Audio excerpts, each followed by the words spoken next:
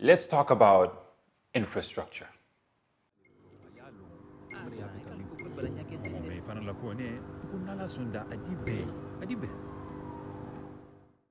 Now, as an African expat that's frequently been going back to his country since, 2009-ish, the one thing that would always catch my attention is the fact that there are barely any changes going on.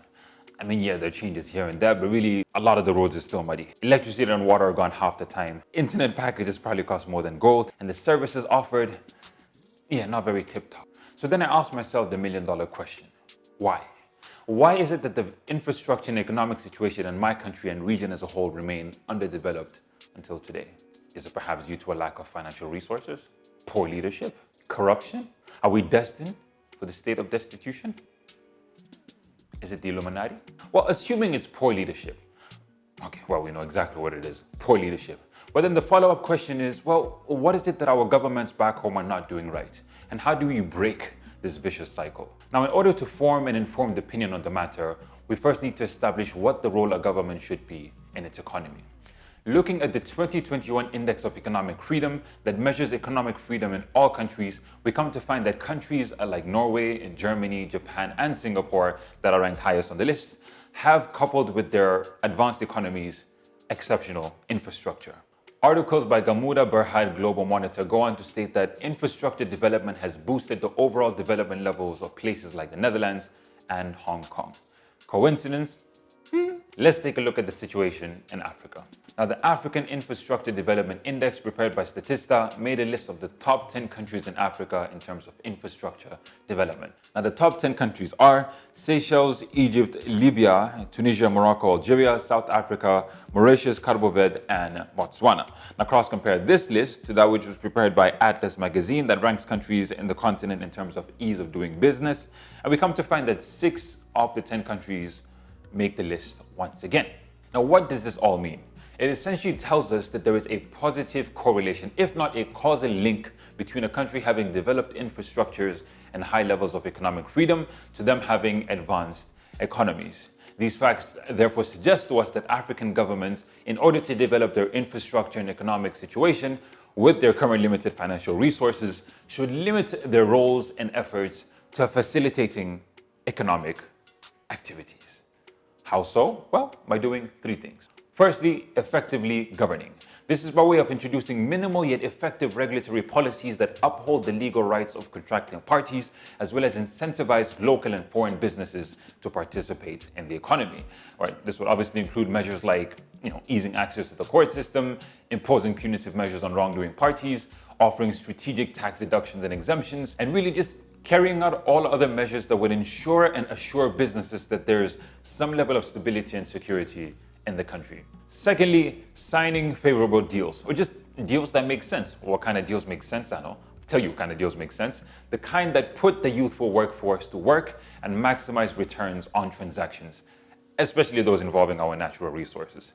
You know what they say, if you want to be a gold digger, you got to pay the price. You've heard it right.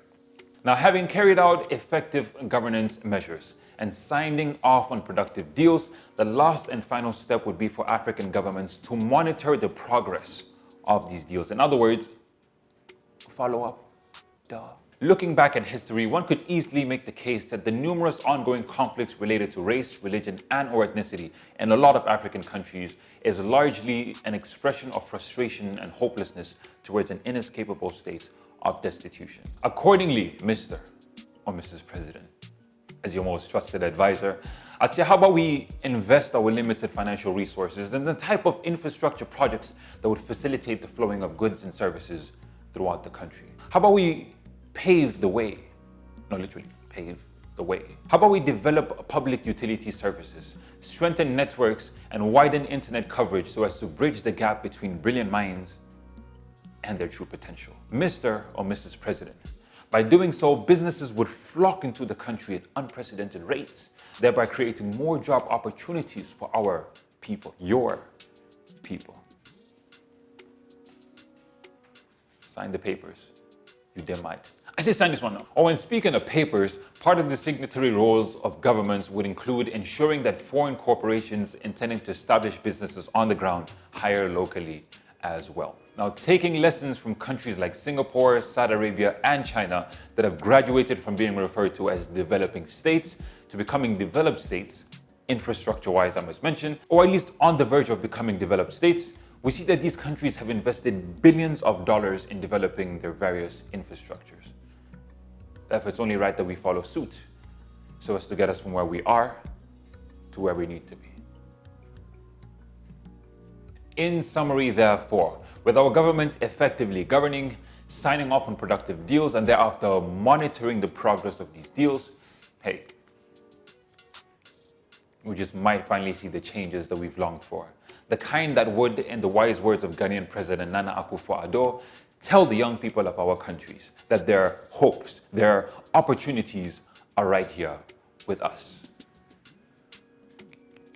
Thank you for watching the video. For more detailed analysis on the subject matter, you can refer to the op-ed I wrote on Medium. The link is going to be below. Also, do check out my homie Wahid's awesome podcast episode available on Spotify, Apple Music, SoundCloud, and all these other places, I believe, titled From Poverty to Prosperity, where he speaks with Sir Paul Collier, who is a specialist in development studies. And of course, you could also look at the tons of books related to infrastructure development, such as Isaka Swade's Civil Wars and Coup d'etats in West Africa, Thomas L. Friedman's The World is Flat 3.0, former Prime Minister of Singapore Lee Kuan Yew's From Third World to First World, and a bunch of other videos that you could watch online, TED Talks and whatnot. Hope you enjoyed the video. If you didn't, do let me know why in the comments below why you don't go like this video now. If you did like it, however, don't forget to give it a thumbs up and subscribe to the channel for more content like these. Until next time, always remember, Adibeng.